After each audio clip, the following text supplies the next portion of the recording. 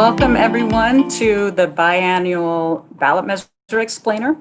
I'm Kim Nalder, professor at Sacramento State and director of the Project for an Informed Electorate at Sacramento State. And we have put on this event for several election cycles in partnership with the Sacramento Public Library and with the assistance of the Legislative Analyst's Office. So we're very thankful to have the Legislative Analyst's Office here to give us their expertise on the ballot measures. So before we begin, I'd like to introduce Rivka Sass, the director of the Sacramento Public Library. Thank you, Kim.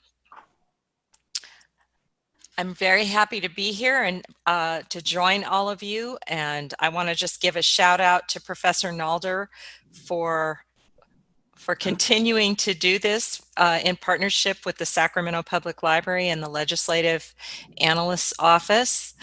We're so happy. I think we've been doing this now for about 8 years, at least. And that's a lot of elections. I want to remind everyone that 26 of our 28 libraries are ballot drop-off sites. We also have 11 libraries that will be vote centers open from the 31st of October through Election Day. So please get your ballots in early. I worked one of the sites on Saturday. We had about 60 ballots dropped off in a 2-hour period. Take advantage of your local library. Do some pick up your books, get some personal shopping done by your favorite librarian, and let us help with the voting process. We also have a telephone number that you can call. It's 916-331-VOTE, and leave us a message, and we will get back to you with more information about voting. So I don't know what you missed, but we have a telephone number, 916-331-VOTE. Please use that if you need additional information beyond what's in your voter guide. And remember that you can vote safely and securely. You can drop your ballots off at almost every Sacramento Public Library. We still have 2 that are closed, one for construction and one that we're getting ready to deal with thanks to COVID-19. It's got some challenges. So welcome and thank you. And thanks to the Friends of Sacramento Public Library who are volunteering at just about every location, helping us make sure that the ballots are delivered safely and securely. Thank you so much. And thank you, Dr. Nalder. And we can't wait to hear what everyone has to say. Thank you.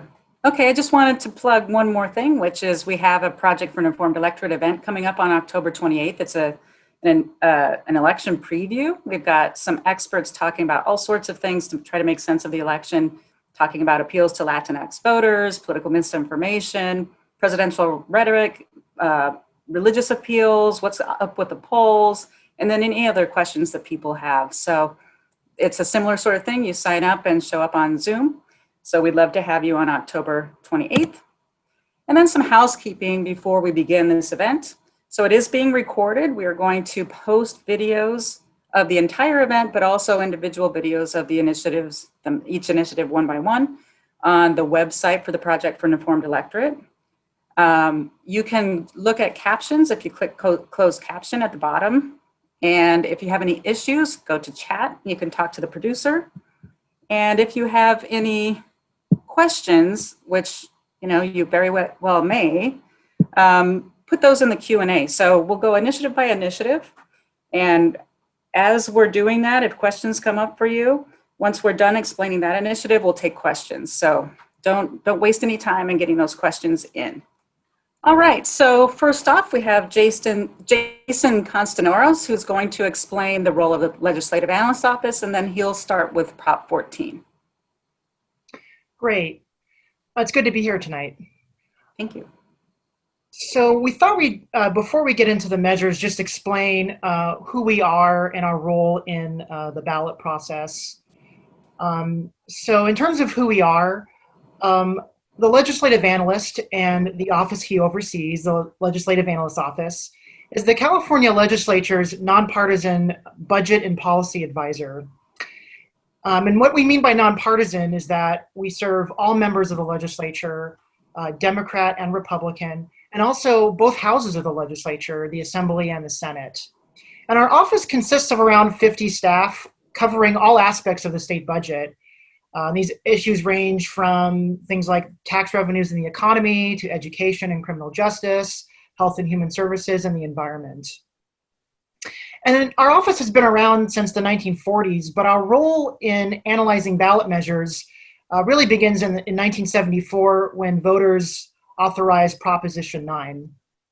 And Proposition 9 tasked us with a couple of different activities, but most relevant for tonight is that we are tasked with providing a brief description and background, explaining each measure, and then also for each measure, explaining the fiscal impact that the measure might have on state and local governments. And one thing we want to reiterate for you tonight as you're thinking about your questions is that we do not take positions for or against ballot measures. Our role is to provide information and to analyze fiscal impacts, but not to weigh in on the merits of the proposal.